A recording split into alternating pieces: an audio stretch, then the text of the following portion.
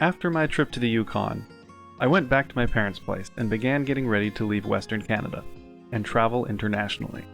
I've spent most of my life exploring southern British Columbia. I would say I'm intimately familiar with that region of Canada, and because there's such a large variety of things to do and see in such close proximity to me, I never felt the need to adventure out any further. Eastern Canada is basically a different country, and international travel in short 2 to 3 week spurts never really appealed to me. But with no job, partner, or home, the stars had aligned in such a way that led me to say, screw it, there will never be a better opportunity. It was time to venture out into the greater world. So I returned to Vancouver, boarded a plane, and headed off to Montreal. Not to return for a long time.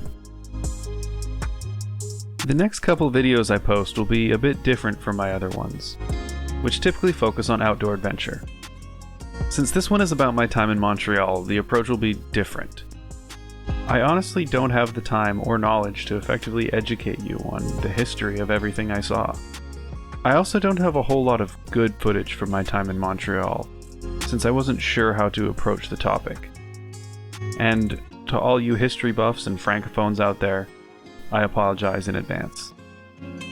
I'll try my best to highlight the significance, but this will be less story and more reminiscing.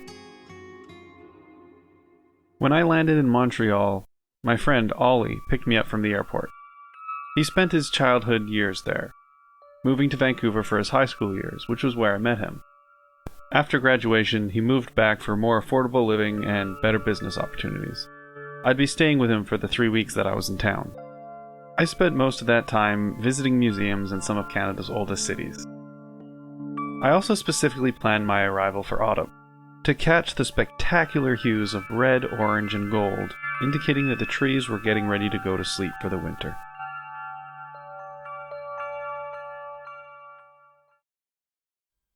The first historical site turned museum we visited was Fort Chambly.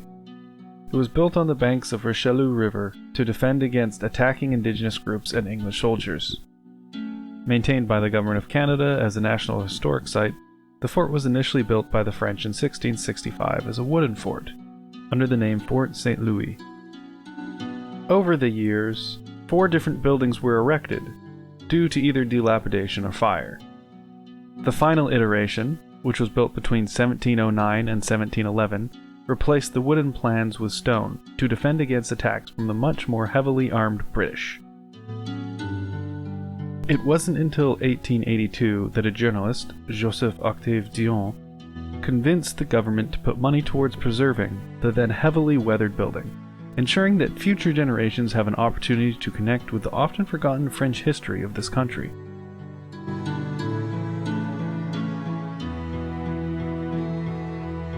Inside the fort was a combination of refurbished and original features, including an old oven, old lavatory, and the old water well, which modern people had decided to toss coins in.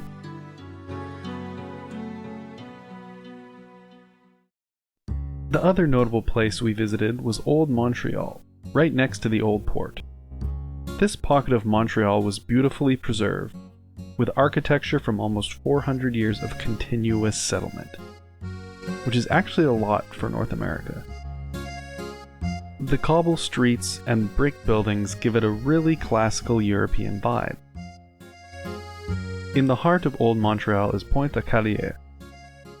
The building itself has changed functions several times, including one time after it burnt down, but the most interesting part is that beneath the building is the main archaeological excavation site of Old Montreal. The excavation had exposed the old city roads in what would have been the heart of the city hundreds of years ago.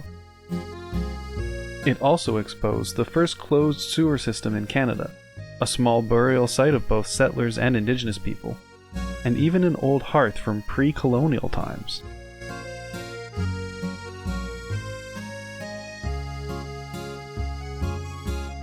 Since Ollie was working and wasn't an unemployed homeless person like me, I had to find ways to entertain myself while he was away. There's a really long bike path that runs along a shipping lane separated from the mainland. I rode this path often on the beautiful sunny days, enjoying the fresh air and the gorgeous autumn colors. I also went to an old train museum that had hundreds of different engines and cars on display. It was fascinating to see how long-distance travel used to look compared to modern life. The best part of the trip was easily our visit to Old Quebec City. Established in 1608, it's Canada's second oldest city. The buildings have been immaculately preserved to look much like it would have 400 years ago. In the center of Old Quebec City is Place Royale, the location where Samuel du Champlain officially founded the city.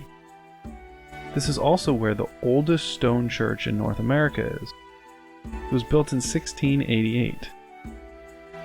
Note how the shared walls between the buildings are higher than the roofs. This is because, after a fire in 1682 that burnt down all the wooden buildings at the time, the residents were instructed to build in stone, with shared walls higher than the roofs, to reduce the risk of fire spreading. Of course, Quebec City also has Chateau Frontenac. Atop a hill, the towering Gothic castle overlooks all of Quebec City, and also happens to be the most photographed hotel in the world. Just a block from Chateau Frontenac, there is also the oldest Catholic church in Canada. The inside had some stunning art and architecture, but unfortunately I only have a little bit of footage, because there were signs everywhere asking visitors not to take photos. I broke that rule, because literally every single person inside was taking photos and videos. Visiting Montreal was fascinating for me. While I wasn't technically traveling internationally, I basically was. The distance between Montreal and Vancouver can fit many European countries, and really, culture differences are more about distance than arbitrary lines. Vancouver is relatively young. The west coast of North America was the last place in the world to be colonized. The recorded history of Vancouver is minimal. You won't find much that goes further back than 200 years. Montreal and Quebec City were great reminders that there's a much longer history to Canada than I am ever exposed to on the west coast. Of course, once I landed in Greece, I realized how laughably infantile 400 years really is.